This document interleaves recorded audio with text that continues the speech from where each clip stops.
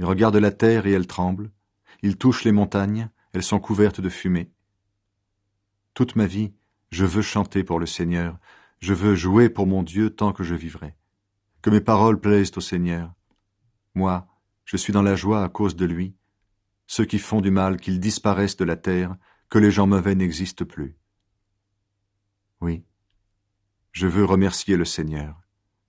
Chantez la louange du Seigneur.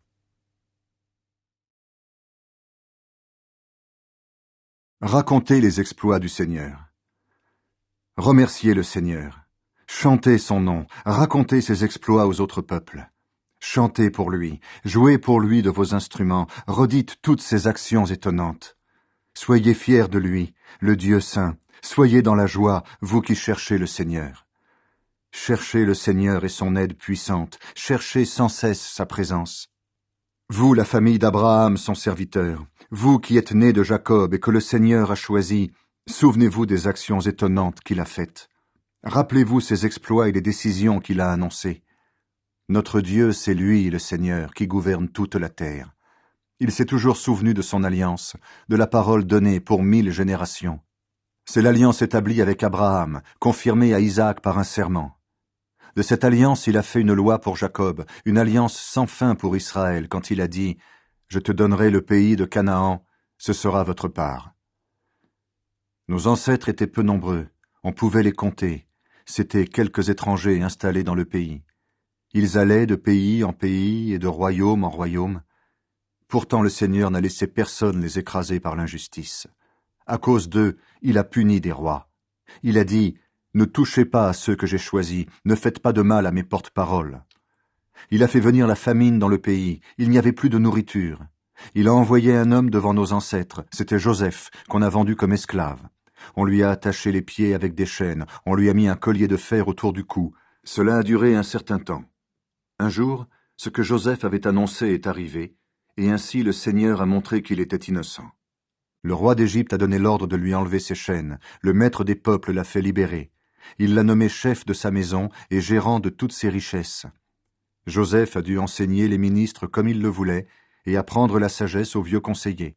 Ensuite, Jacob est venu en Égypte, Israël a été un étranger au pays de Cham. Dieu a donné beaucoup d'enfants à son peuple, il a rendu les Israélites plus forts que leurs ennemis. Il a changé le cœur des Égyptiens. Ils se sont mis à détester son peuple et à comploter contre ses serviteurs. Dieu a envoyé Moïse, son serviteur, et Aaron qu'il avait choisi. Chez les Égyptiens, ils ont fait des actions étonnantes de la part de Dieu. Ils ont fait des choses extraordinaires dans le pays de Cham. Dieu a envoyé l'obscurité, tout était dans la nuit et personne ne s'est opposé à sa parole. Il a changé l'eau en sang, il a fait mourir les poissons. Les grenouilles ont envahi leur pays jusque dans les chambres de la maison du roi. Dieu a donné un ordre. Alors, les mouches piquantes et les moustiques sont arrivés dans toute l'Égypte. À la place de la pluie, il a envoyé la grêle, et la foudre a mis le feu dans le pays. Il a détruit leurs vignes et leurs figuiers, il a brisé les arbres d'Égypte. Dieu a donné un ordre. Des nuages de sauterelles et de criquets sont arrivés. Ils ont mangé toutes les plantes, tout ce qui pousse sur le sol. Ensuite, dans les familles d'Égypte, Dieu a fait mourir tous les fils aînés, les premiers fruits de la puissance de leur père. Puis il a fait sortir nos ancêtres chargés d'argent et d'or. Dans leurs tribus, personne n'est resté en arrière. Les Égyptiens étaient contents de leur départ parce qu'ils tremblaient de peur. Dieu a étendu un nuage de fumée pour protéger nos ancêtres, et la nuit, un feu les éclairait. Ils ont demandé à manger.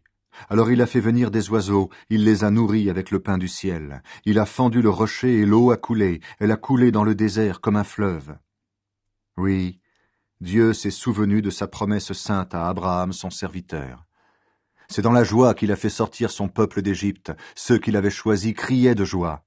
Dieu leur a donné les terres des autres peuples, et nos ancêtres ont profité de leur travail pour suivre ses enseignements et obéir à ses lois. Chantez la louange du Seigneur. Souviens-toi de nous, Seigneur, toi qui es bon pour ton peuple. Chantez la louange du Seigneur. Dites merci au Seigneur, car il est bon, et son amour est pour toujours. Qui peut dire les exploits du Seigneur et faire entendre partout ses louanges? Ils sont heureux ceux qui respectent les lois et font toujours ce qui est juste. Souviens-toi de nous, Seigneur, toi qui es bon pour ton peuple. Fais quelque chose pour nous, toi notre Sauveur. Ainsi, nous pourrons voir le bonheur de ceux que tu as choisis. Nous nous réjouirons de la joie de ton peuple, nous partagerons la fierté de ceux qui t'appartiennent. Nous avons péché comme nos ancêtres, nous avons fait le mal, nous sommes coupables. En Égypte, nos ancêtres n'ont rien compris à tes actions magnifiques. Ils ont oublié tes nombreux bienfaits, ils se sont révoltés près de la mer des roseaux.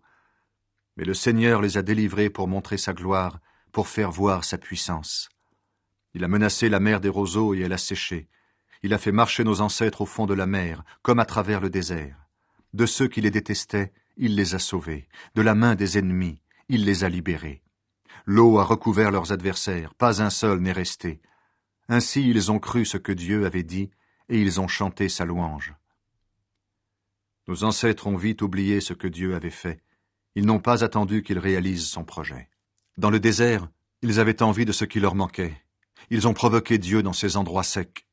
Dieu leur a donné ce qu'ils demandaient. Il les a nourris plus qu'ils ne voulaient. Dans le camp, ils ont été jaloux de Moïse et d'Aaron, l'homme saint du Seigneur. Alors la terre s'est ouverte, elle a avalé Dathan, elle a recouvert la bande d'Abiram. Un feu a brûlé cette bande, une flamme a dévoré ces gens mauvais. Sur le mont Horeb, ils ont fabriqué un veau, ils ont adoré un morceau de métal. Ils ont remplacé Dieu, lui qui était leur gloire, par la statue d'un bœuf qui mange de l'herbe. Ils ont oublié Dieu qui les avait sauvés. Il avait fait de grandes choses en Égypte, des actions étonnantes dans le pays de Cham, des actes terribles dans la mer des roseaux. Et Dieu a décidé de les supprimer. Mais Moïse, l'homme qu'il avait choisi, s'est placé devant Dieu pour empêcher sa colère de les détruire. Ensuite, ils ont méprisé le pays merveilleux, ils n'ont pas cru à la promesse de Dieu.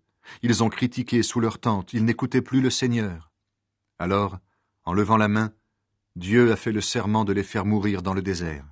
Il a juré aussi de chasser leurs enfants de tous côtés, de les laisser mourir au milieu de ceux qui ne le connaissaient pas. À Péor, ils se sont attachés au dieu Baal, ils ont mangé des animaux offerts aux morts. En faisant cela, ils ont mis le Seigneur en colère, et un grand malheur est tombé sur eux. Mais Pinas s'est levé pour régler l'affaire, et le grand malheur s'est arrêté. Le Seigneur l'a reconnu comme juste pour toujours, de génération en génération.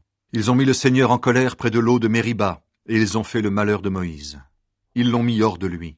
Alors Moïse a parlé sans réfléchir. Le Seigneur leur avait commandé de tuer les habitants de Canaan. Ils ne l'ont pas fait. Ils sont allés avec ceux qui ne connaissaient pas Dieu. Ils ont appris leurs coutumes. Ils ont adoré leurs faux dieux. Pour eux, ces dieux sont devenus des pièges. Ils leur ont offert en sacrifice leurs fils et leurs filles. Ils ont fait couler le sang des innocents, le sang de leurs fils et de leurs filles. Ils les ont offert en sacrifice aux dieux de Canaan, et leur sang a sali le pays. En faisant cela, ils sont devenus impurs. Ils ont été infidèles comme des prostituées. Alors le Seigneur est entré dans une grande colère contre son peuple. Il s'est mis à détester ceux qui lui appartenaient. Il les a livrés aux autres peuples, leurs adversaires sont devenus leurs maîtres, leurs ennemis les ont écrasés et ils ont été sous leur pouvoir. Très souvent le Seigneur les a délivrés, mais nos ancêtres ont continué à lui résister et ils se sont enfoncés dans leurs fautes. Le Seigneur a entendu leurs cris et il a vu leur malheur. Il s'est souvenu de l'alliance qu'il avait établie avec eux. Dans son amour, il a changé d'avis. Grâce à lui, tous ceux qui les retenaient prisonniers ont eu pitié d'eux.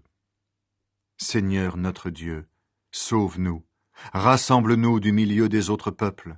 Ton nom est saint. Ainsi nous pourrons te dire merci, et nous serons fiers de chanter ta louange. Merci au Seigneur, Dieu d'Israël, depuis toujours et pour toujours. Et tout le peuple dira, oui, qu'il en soit ainsi, chantez la louange du Seigneur. Ô Dieu, je vais chanter pour toi. Dites merci au Seigneur, car il est bon, et son amour est pour toujours. Qu'ils disent cela, les gens que le Seigneur a libérés. Qu'ils disent cela, ceux que le Seigneur a arrachés à l'ennemi, ceux qu'il a rassemblés de tous les pays, de l'Est et de l'Ouest, du Nord et du Sud. Certains marchaient un peu partout dans le désert, dans des endroits perdus. Ils ne retrouvaient pas le chemin pour aller dans un lieu habité. Ils avaient faim et soif. Ils étaient découragés. Alors dans leur malheur, ils ont crié vers le Seigneur, et le Seigneur les a délivrés de leur peur. Il les a conduits tout droit